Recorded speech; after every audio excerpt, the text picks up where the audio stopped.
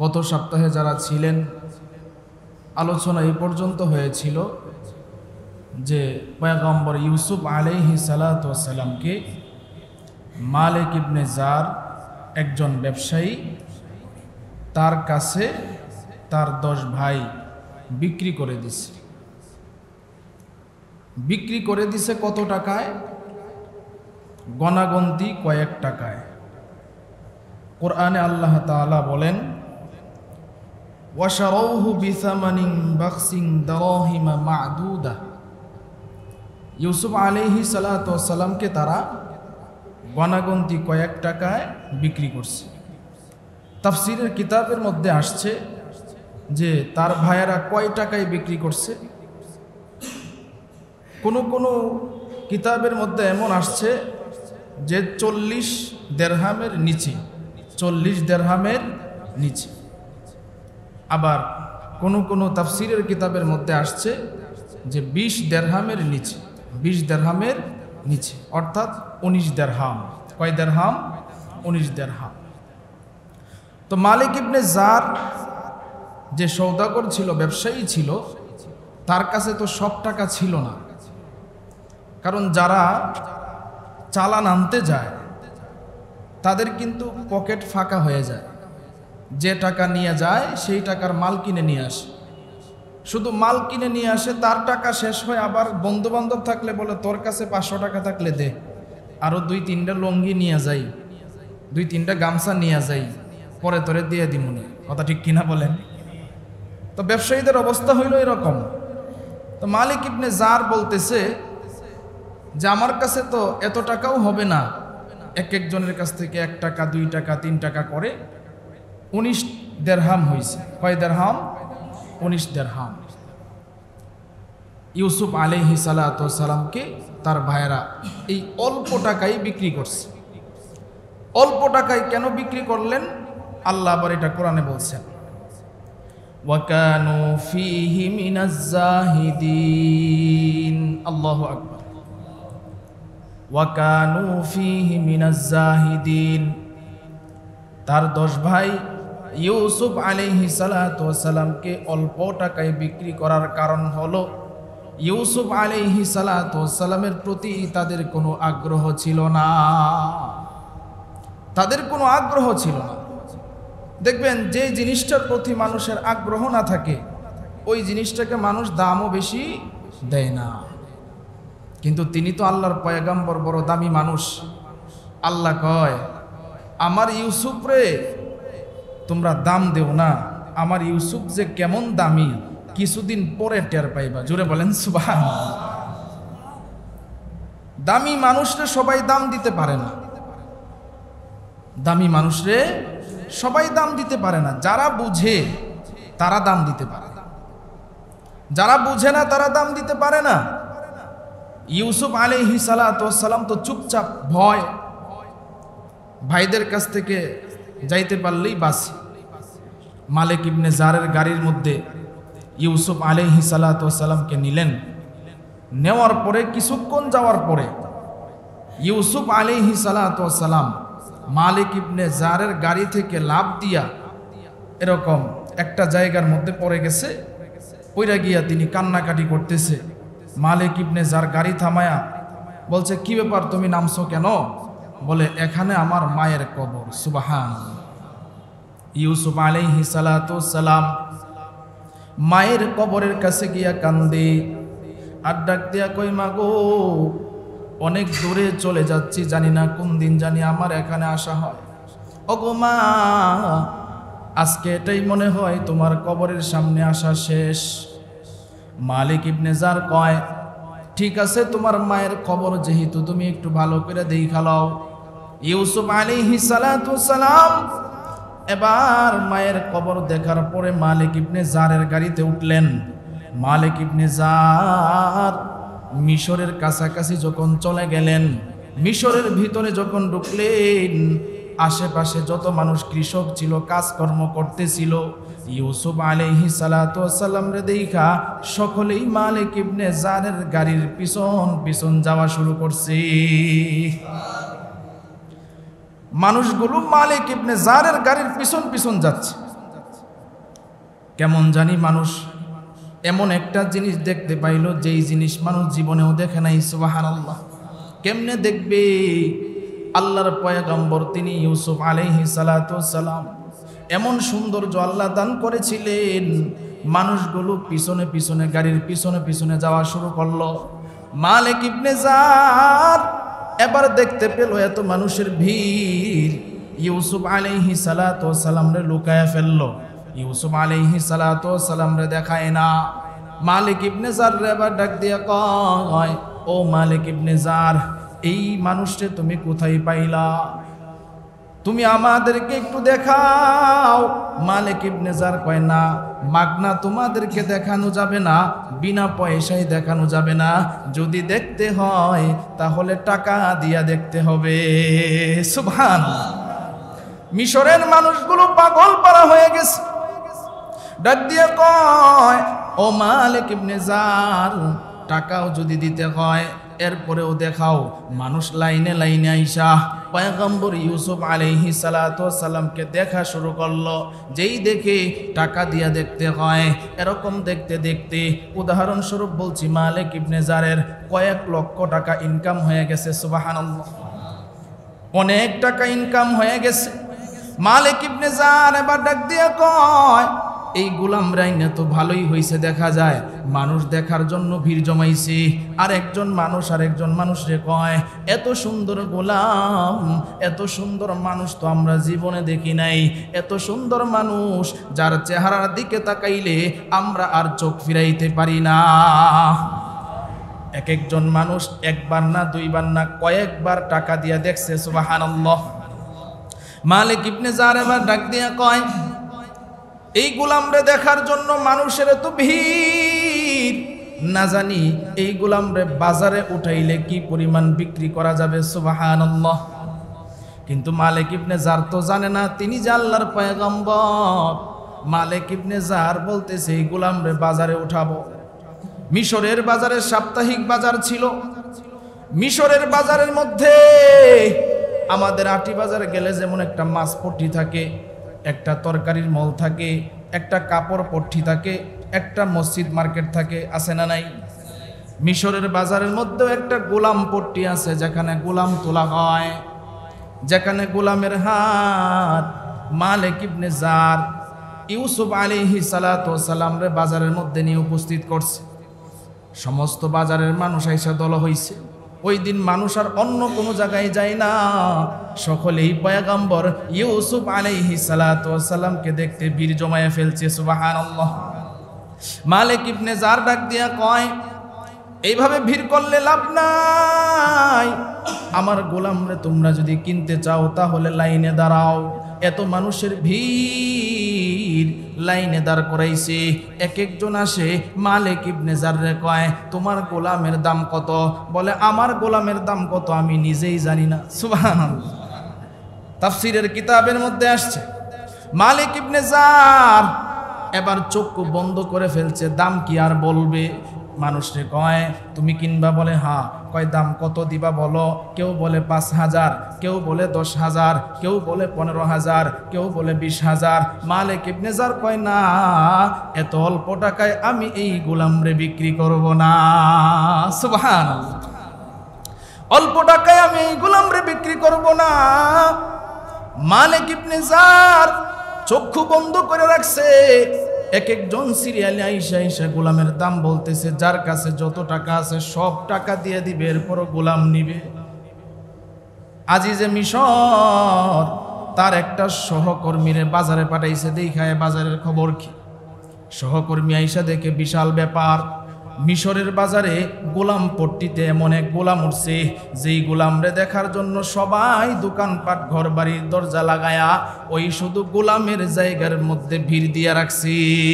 আল্লাহু আকবার। ওই সহকর্মী তিনি আবার আজিজে মিশরের কাছে গেলেন, যায় ডাক দিয়া কয়, ও আজিজে মিশর, আপনি বাড়ির মধ্যে বইসা রইছেন, বাজারে তো এক আশ্চর্য ঘটনা ঘটছে। বলে, কি আশ্চর্য ঘটনা? কয় আজকে এমন এক গোলাম বাজারের মধ্যে উঠাইছে, সমস্ত মানুষ শুধু ওই জায়গায় ভিড় দিয়ে রাখছে, দোকানপাট বন্ধ করে ফেলছে, বাড়ি ঘরের দরজা লাগায় ফেলছে। আজিজে মিশর ডাক দিয়ে কয় তাড়াতাড়ি ঘোড়াটা বাহির কর, আমি নিজে আজকে বাজারে যাব। সুবহানাল্লাহ। আজিজে মিশর নিজে বাজারে আসলেন। নিজে বাজারে আসার পর তিনিও লাইনে দাঁড়াইতে হইছে, সিরিয়াল পায় না। লাইনে দাঁড়ায় যখন তার সিরিয়াল আসলো, তখন মালিক ইবনে জারের কাছে বলছে, এই মালিক ইবনে জার, তোর গোলামের দাম কত? মালিক ইবনে জারের তো চক্ষু বন্ধ, বলে আপনি বলেন কত দিবেন? মালিক ইবনে জার রে আজিজে মিশর ডাক দিয়ে কয়, শোন, তুই চক্ষু আগে খোল, দেখ আমি কে। সুবহানাল্লাহ। আমি কে আসছি, তুই চোখ খুলে দেখ। মালিক ইবনে জার চোখ খুলে দেখে আজিজে মিশর, মিশরের বাদশা তো চলে আইছে। আজিজে মিশর রে দেখা চমকে উঠলো, বলে আপনি আসছেন? বলে হ্যাঁ। বলে তোর গোলামের দাম কত বল। বলে আমি দামাদামি করতে পারবো না, আপনি বলেন। কয় না, তোর যেহেতু গোলাম তুই দাম দর বলবি। এবার মালিক ইবনে জার চিন্তা করতেছে কি বলা যায়, কি বলে নাকি কি ঠইগা যায়। এবার তার মাথার মধ্যে আসলো, ঠিক আছে আমি দাম বলতেছি। বলে এক পাল্লায় আমার গোলামরে রাখা হবে, আরেক পাল্লায় স্বর্ণ রাখা হবে। এক উল্টান যাওয়ার পরে আবার আমার গোলামরে এক পাল্লায় উঠানো হবে, আরেক পাল্লায় রূপা রাখা হবে।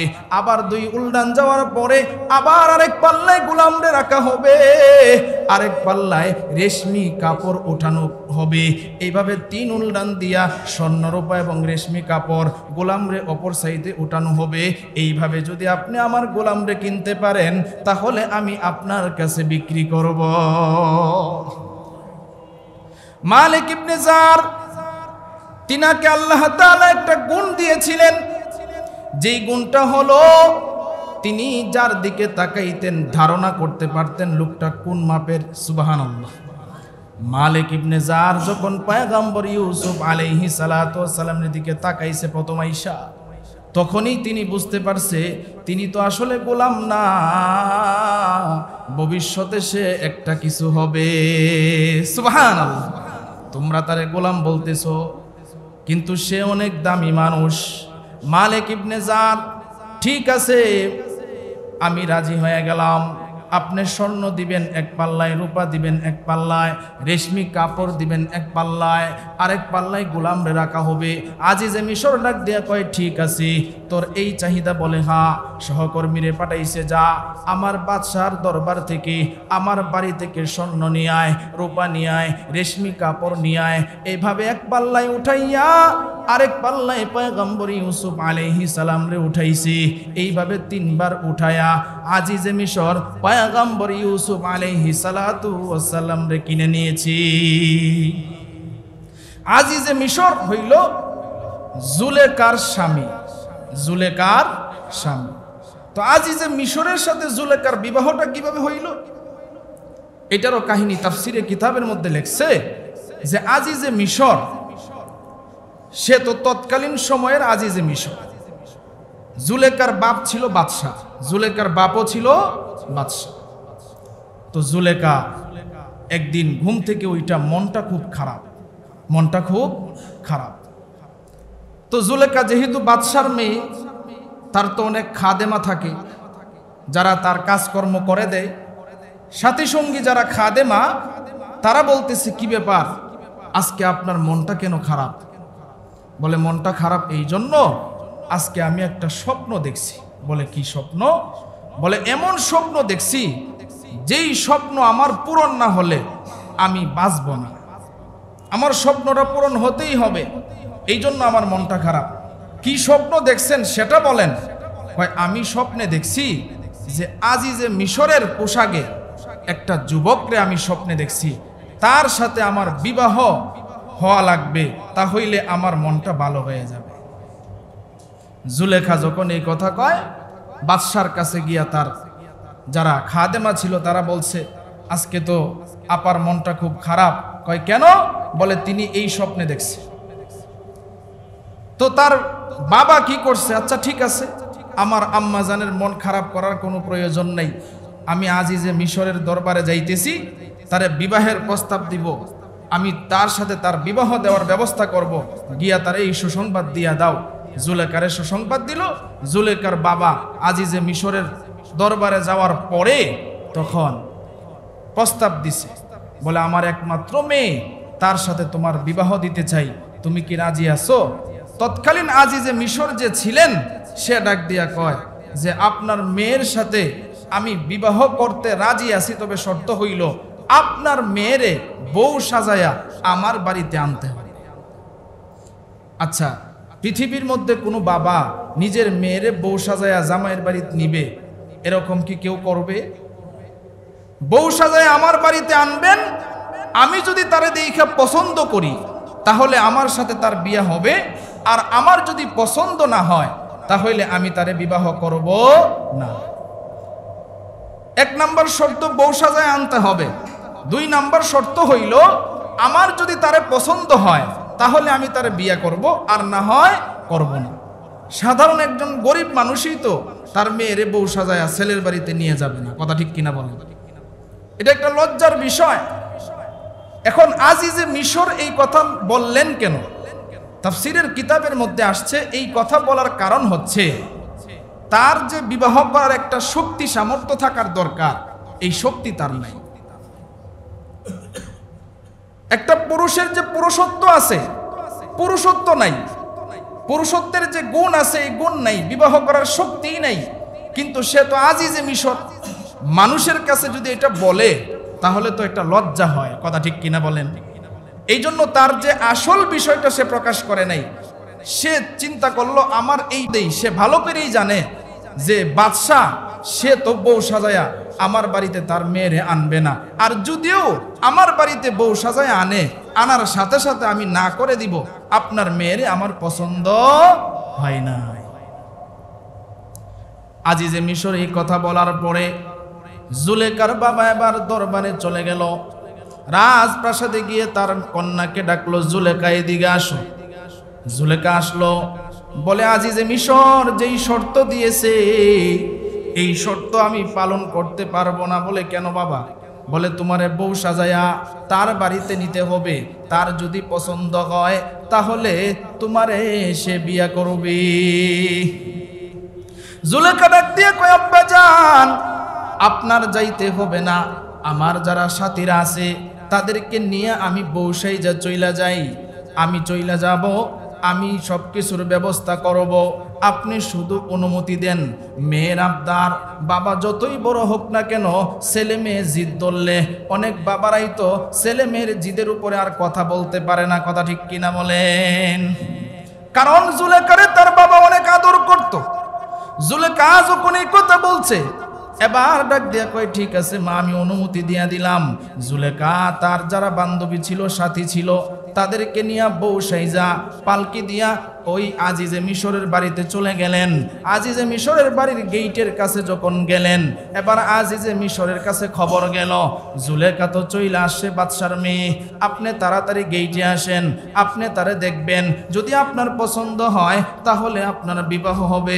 আজিজে মিশর ডাক দিয়া কয়, মনে মনে সে বলে আমি তো দেখতে যাব ঠিক, কিন্তু আমার তো পছন্দ হবে না। সে আগে থেকেই বলতেছে আমারে নিতে পারবে, আমি দেখব, কিন্তু আমার পছন্দ হবে না। সুন্দরী হোক। তখনকার সময়ে জুলেখা ছিল বিশ্ব সুন্দরী। আজিজে মিশর তার যে পোশাক, সেই পোশাক পইরা গেইটের কাছে যাচ্ছে। যখন যাচ্ছে তখনই জুলেখা তারে দেখছে। জুলেখা দেখা কয় আমি যে স্বপ্নে দেখছি যে যুবক রে, পোশাক ঠিক আছে কিন্তু চেহারার মিল নাই। সুবহানাল্লাহ কইতেন না যে আমি পোশাক ঠিক আছে, তার যে পোশাকে আমি দেখছি আজিজে মিশরের পোশাক ঠিক আছে, কিন্তু তার চেহারার সাথে কি নাই? মিল নাই। এখন আমি তারে কেমনে বিয়া করব? সাথী সঙ্গী যারা আছে তাদের সাথে কইতেছে, কয় দেখ আব্বার কাছ থেকে অনুমতি নিয়ে আইছি, এখন তো আমি যদি ফিরে যাই একটা লজ্জার বিষয়। তার সাথী সঙ্গী যারা, তারা ডাক দিয়া কয় জুলেখা শোনো, তুমি যেহেতু আসছো আগে তার সাথে কথা বলো, কথা বইলা দেখো কি হয়। তো আজিজে মিশর গেইটের কাছে গেছে। গেইটের কাছে গিয়ে যখন জুলেখারে আনা হলো, জুলেখারে দেখাই আজিজে মিশরের পছন্দ হয়ে গেছে। জুলেখারে দেখাই আজিজে মিশরের পছন্দ হয়ে গেছে। সে মনে মনে কইতেছে এমন সুন্দরী নারীরে যদি বিয়ে করতারি এক গ্লাস পানি খাইতে পারলেও জীবন ধন্য। আজিজে মিশর এবার কিন্তু সে চিন্তা করতেছে না, তারে যদি আমি বিবাহ করি লাভ তো নাই, আচ্ছা তার সাথে কথা বলি। জুলেখাও আগায় আসছে, আজিজে মিশরও আগায় গেছে, কথা বলতেছে। এখন জুলেখা কয়, আপনি কি আমারে বিয়ে করবেন? কয় হ্যাঁ বিয়ে তো করব। জুলেখা কয়, বিয়ে যদি করেন তাহলে শর্ত আছে। কি শর্ত? আপনার সাথে আমি এক বিছানায় থাকবো না, আপনার সাথে আমি এক বিছানায় থাকবো না। জুলেখা যখন এই শর্ত দিছে, আজিজে মিশরও কয় হ্যাঁ আমার শর্ত এইটাই, আমার শর্ত এটাই। বলে সব খেদমত আমি আপনার করব, তবে আপনার সাথে এক বিছানায় থাকতে পারবো না। আজিজে মিশর তো মনে মনে কয় বাচ্চি, মনে মনে কি কয় বাচ্চি। তাফসিরের কিতাবের মধ্যে আসছে বিবাহ সম্পন্ন হয়ে গেল। এখন তো আজিজে মিশরের ঘরের বিবি হইল জুলেখা। আজিজে মিশর কিনছে কারা? ইউসুফ আলাইহিস সালাতু ওয়াসসালাম। কিনার পরে যখন বাড়িতে নিয়ে গেছে, জুলেখা তো উপরে, আজিজে মিশর ইউসুফ আলাইহিস সালাতু ওয়াসসালামকে নিয়ে যখন ঘরের ভিতরে ঢুকছে, ঢুইখাই ডাক দিছে, ও জুলেখা তাড়াতাড়ি নিচে আসো, দেখো তোমার জন্য সুসংবাদ, তোমার জন্য আজকে কারে নিয়ে আসছি। তখন ইউসুফ আলাইহিস সালাতু ওয়াসসালামের বয়স, যারা আগে আলোচনা শুনছেন তারা, বয়স ছিল মাত্র 13 বৎসর। কত বৎসর? 13 বৎসর। ইউসুফ আলাইহিস সালাতু ওয়াসসালামরে যখন আজিজে মিশরের ঘরের ভিতরে ঢুকাইলো, জুলেখারে ডাকলো। জুলেখা এবার নিচে আসলো, আইসা ইউসুফ আলাইহিস সালাতু ওয়াসসালাম রে দেখাই মাথা ঘুরান দিয়া অজ্ঞান হইয়া পড়ে গেল।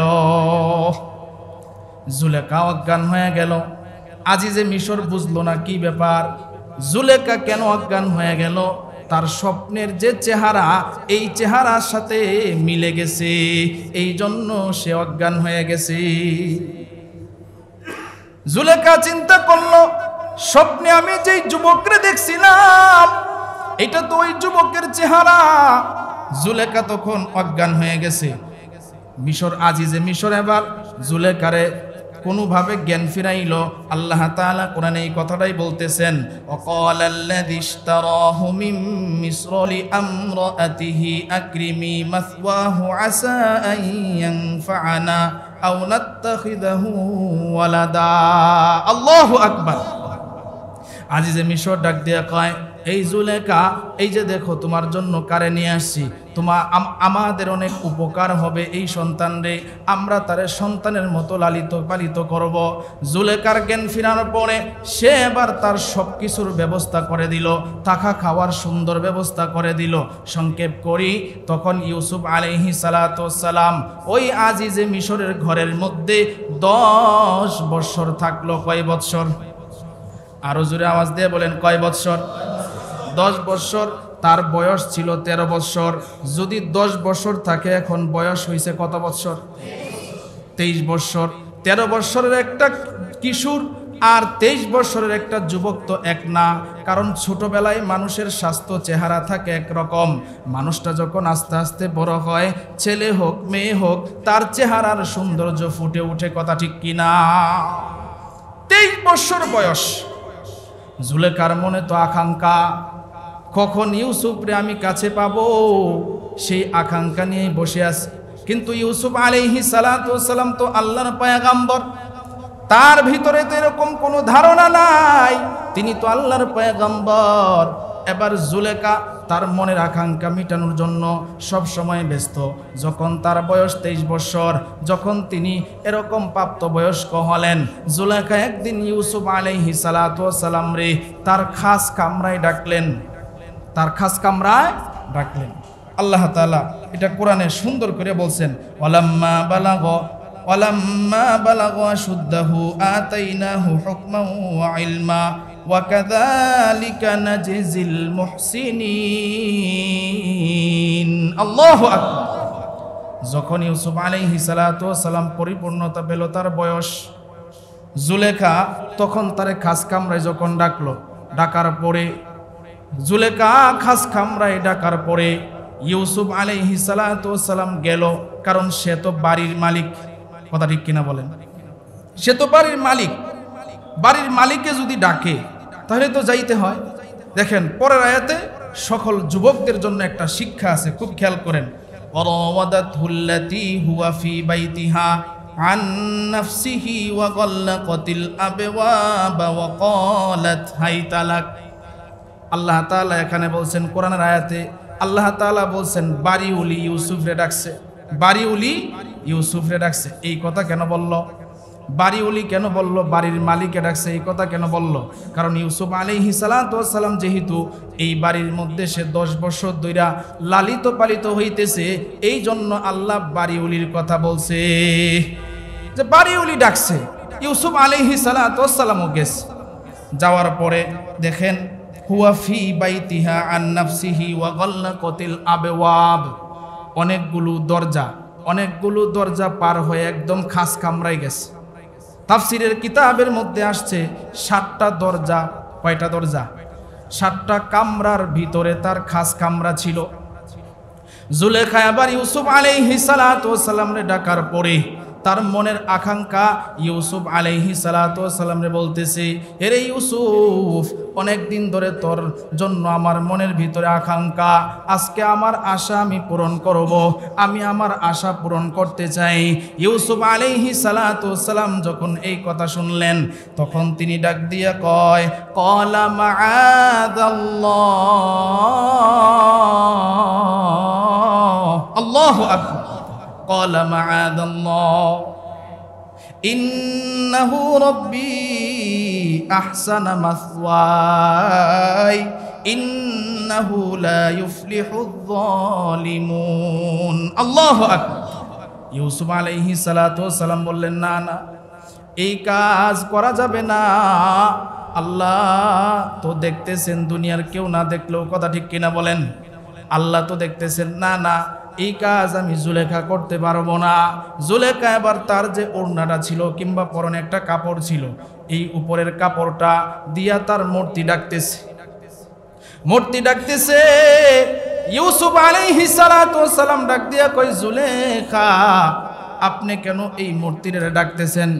এটার আমি পূজা করি, দিনরাত এটার পূজা আমি করি, তাহলে প্রভুর সামনে আমি কিভাবে তোমার সাথে খারাপ কাজ করব? ইউসুফ আলাইহিস সালাতু ওয়াস সালাম ডাক দিয়া কই, শুনেন, এই যে আপনি পূজা করেন এটা তো হইল নিজের বানানো, এটা তো কোনো সময় রব হইতে পারে না, কিন্তু এমন একজন আমার রব আছে যে রবের চোখ কেউ বন্ধ করার ক্ষমতা নাই। আল্লাহু আকবার। ক্বালা মাআযাল্লাহ, আমার আল্লাহ দেখতেছেন, আল্লাহর চোখ বন্ধ করার মতো ক্ষমতা কারো নাই। কিন্তু ইউসুফ আলাইহিস সালাতু ওয়াস সালাম এমন এক পরিস্থিতির মধ্যে পড়ছেন। এখন যুবক যারা আছো, চিন্তা করো, এখান থেকে আমাদের জন্য অনেক শিক্ষা আছে। ইউসুফ আলাইহিস সালাতু ওয়াস সালাম, তিনার বয়স ছিল 23 আর জুলেখা ছিল বিশ্ব সুন্দরী। আল্লাহ তাআলা ইউসুফ আলাইহিস সালাতু ওয়াস সালামরে হেফাজত করছেন, কারণ তিনি হবেন আল্লাহর মনোনীত, তিনি আল্লাহর পয়গম্বর। এই জন্য অপকর্ম থেকে আল্লাহ তাআলা ইউসুফ আলাইহিস সালাতু ওয়াস সালামের যে মন, এটা দূরে রাখছেন। জোরে বলেন সুবহানাল্লাহ। তাফসীরের কিতাবের মধ্যে আসছে, জুলেখারে কোনোভাবেই যেহেতু থামাইতে পারে না, ইউসুফ আলাইহিস সালাতু ওয়াস সালাম বলছে, দেখেন, আমি আপনাদের ঘরে অনেক দিন ধরে থাকি, আর ঘরের যিনি মালিক আজিজে মিশর, সে আমারে বড় ইহসান করছে, দয়া করছে, দয়া করে আনছে, আমি তার সাথে বেঈমানি করতে পারবো না। এবং সে বলে, ইন্নাহু লা ইউফলিহুজ যালিমুন, যারা জালেম হয় তারা কখনো সফল হইতে পারে না। আমি যদি এখন আপনার সাথে খারাপ কাজ করি তাহলে তো আমি জালেম হয়ে যাব। আপনার স্বামী আমাকে ইহসান করছে, আমি কোথায় ছিলাম সেখান থেকে উঠায় আমার আইনা লালিত পালিত করছে, সব কিছুর ব্যবস্থা করে দিছে, সুতরাং আমি তার সাথে এরকম করতে পারবো না। ইউসুফ আলাইহিস সালাতু ওয়াস সালাম এত কিছু বলার পরেও জুলেখা তার কথা মানে না। ইউসুফ আলাইহিস সালাতু ওয়াস সালাম তখন আল্লাহর বলে চিৎকার দিলেন, চিৎকার দিয়া আল্লাহর নাম নিয়ে একটা দৌড় দিলেন। জোরে বলেন সুবহানাল্লাহ। এখানে অন্য তাফসিরের কিতাবের মধ্যে আরেকটা কথা আসছে, যে তার পিতা ইয়াকুব আলাইহিস সালাতু ওয়াস সালাম যে আসার সময় বলছিলেন, শুরু থেকে আপনারা যারা আলোচনা শুনছেন, বলছিলেন কি, সব সময় আল্লাহরে স্মরণ রাখবা। সব সময় কারে স্মরণ রাখবা? আল্লাহরে স্মরণ রাখবা। আল্লাহরে ভুলে যাও না, আল্লাহরে ভুলে যাও না। ইউসুফ আলাইহিস সালাতু ওয়াস সালাম চিন্তা করলেন, আমি যে অবস্থায় ছিলাম সেই অবস্থা থেকে দুনিয়ার একজন মালিক আমার আইনা লালিত পালিত করছে, কিন্তু যেই আসল মালিক আমারে এইটার ব্যবস্থা করে দিছে তিনার সাথে আমি কেমনে নাফরমানি করি। জোরে বলেন সুবহানাল্লাহ। তিনি জানালার দিকে তাকাইলেন, জানালার দিকে তাকানোর সাথে সাথে তার আব্বাজানের ছবি উঠল, তার আব্বাজানের চেহারা ইউসুফ আলাইহিস সালাতু ওয়াস সালামের চোখে ভেসে উঠল। কেমন জানি তার আব্বাজান বলতেছে, ইউসুফ আল্লাহরে স্মরণ রাখো। জোরে বলেন সুবহানাল্লাহ। ইয়াকুব আলাইহিস সালাতু ওয়াস সালামরে যখন দেখলেন তখন তার স্মরণ আইসা গেল, সে আল্লাহ বলে চিৎকার দিয়া পিছন দিকে দৌড় দিল। দৌড় দিতে দেরি হইছে, 7টা দরজা কিংবা অনেকগুলো দরজা, এই দরজাগুলোর মধ্যে তালা লাগানো ছিল। আল্লাহর কি কুদরত, ইউসুফ আলাইহিস সালাতু ওয়াস সালাম দৌড় দিতে দেরি হইছে, 7টা দরজার তালা খুলতে দেরি হইছে না। জোরে বলেন সুবহানাল্লাহ। এই জন্য ভাই, আপনি যদি সৎ হন, আপনার ভিতরে যদি সততা থাকে, তাহলে দুনিয়ার কোনো মানুষ যত ক্ষমতার বাহাদুরি থাকুক না কেন, তার আপনার যত তহমত আর জুলুমি করুক না কেন, একদিন আপনার ভিতরে যদি সততা থাকে সেই সততা প্রকাশ হয়ে যাবে। কথা ঠিক কিনা বলেন? যেমন জ্বলন্ত প্রমাণ, যদি একেবারে সহজ প্রমাণ আপনাদেরকে দিতে চাই, সেটা হলো আল্লামা মামুনুল হক। কথা ঠিক কিনা বলেন? তিনার ব্যাপারে অপকর্মের অপবাদ দিছে। তিনি তার স্ত্রীকে নিয়ে হোটেলে গেছে, শরীয়ত সম্মত বিবাহ করেছে তার স্ত্রী, আর তিনার ব্যাপারে অপবাদ দিয়েছে কি, তিনি একটা পর মেয়েকে নিয়ে হোটেলে গেছে। নাউজুবিল্লাহ বলেন সবাই। আপনারা দেখছেন কিনা ওই ভিডিওটা, যে তিনি তখন যখন তিনাকে উদ্ধার করা হলো সোনারগাঁও হোটেল থেকে, তখন তিনি আল্লাহর কাছে শুকরিয়া আদায় করছিলেন। এরপরের দিন তিনি গাড়িতে বৈশা যখন এটা নিয়ে অনেক ষড়যন্ত্র করতে লাগলো, তিনি বুঝতে পারলেন, গাড়িতে বৈশা লাইভে তিনি বলছিলেন যে আমি আল্লাহর কসম করে বলতেছি তিনি আমার স্ত্রী, আমি তার সাথে অপকর্ম করি নাই। আমি যদি মিথ্যাবাদী হয়ে থাকি তাহলে আল্লাহ যেন আমাকে ধ্বংস করে দেয় আল্লাহর গজব দিয়ে, আর যারা আমাকে ষড়যন্ত্র করতেছে তারা যদি মিথ্যাবাদী হয়ে থাকে আল্লাহ যেন তাদেরকে গজব দিয়ে ধ্বংস করে দেয়। তাহলে এখন আপনারাই এটার বিচার করুন, আল্লাহ ধ্বংস করছে কাদেরকে? যারা জুলুম করছিল। কথা ঠিক কিনা বলেন? যারা জুলুম করছিল আল্লাহ তাদেরকে ধ্বংস করছে, আর যারা জুলুমের শিকার হয়েছে আল্লাহ তাদেরকে জুলুমের এই জিন্দানখানা থেকে আল্লাহ মুক্তি দান করছে। কথা ঠিক কিনা বলেন? এটাই আল্লাহ তাআলার ওয়াদা। আল্লাহ এভাবেই আল্লাহর সৎ বান্দা যারা থাকে, আল্লাহর নেককার বান্দা যারা থাকে, যারা ইমানদার থাকবে, আল্লাহ কিয়ামত পর্যন্ত ইমানদার বান্দাদেরকে সাহায্য করবে। জোরে বলেন সুবহানাল্লাহ। তো ইউসুফ আলাইহিস সালাতু ওয়াস সালাম তিনি দৌড় দিলেন, দরজা খুলে গেল। একবারে লাস্টের যে দরজা, সেই দরজার কাছে যখন গেলেন, এরপরে আজিজে মিশর ওই দরজার পাশেই দাঁড়ানো। এরপরে কি করছে সামনের সপ্তাহ থেকে ইনশাআল্লাহ আলোচনা করা হবে, যেহেতু সময় শেষ। আল্লাহ তাআলা আমাদের সকলকে আমল করার তৌফিক দান করুক। সকলেই বলেন আমিন। যারা সুন্নত পড়েন নাই 4 রাকাত সুন্নত আদায় করেন।